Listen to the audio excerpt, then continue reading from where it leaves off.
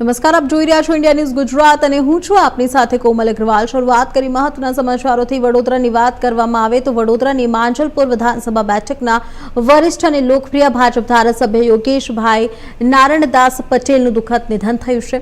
છેલ્લા એક અઠવાડિયાથી તેઓ ખાનગી હોસ્પિટલમાં સારવાર હેઠળ હતા। હૃદય અને સ્વાસ્થ્ય સંબંધિત બીમારીથી લાંબા સમયથી પીડાતા હતા। તેઓ વડોદરાના રાજકારણમાં એક મજબૂત અને પ્રભાવશાળી નેતા તરીકે જાણીતા હતા, જેમણે લાંબા સમય સુધી જનતાની સેવા કરી અને માંજલપુર સહિત સમગ્ર વડોદરાના વિકાસમાં મહત્વપૂર્ણ યોગદાન આપ્યું હતું। માંજલપુર વિધાનસભા બેઠક પરથી 8 વખત વિજય બનેલા વડોદરાના રાજકારણના ભીષ્મ પિતામહ તરીકે ઓળખાતા યોગેશ પટેલે પોતાના લાંબા જાહેર જીવન દરમિયાન જનસેવા અને વિકાસના અનેક કાર્ય કર્યા હતા।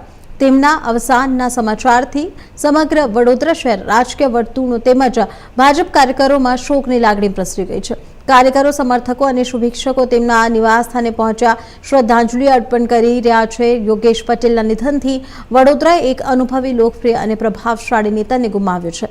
તેમના નિધનના સમાચારથી સ્થાનિક રાજકીય વર્તુળો અને તેમના સમર્થકોમાં ઘેરા શોકની લાગણી વ્યાપી ગઈ છે અને ગુજરાતના રાજકારણે અનુભવી નેતા ગુમાવ્યા છે।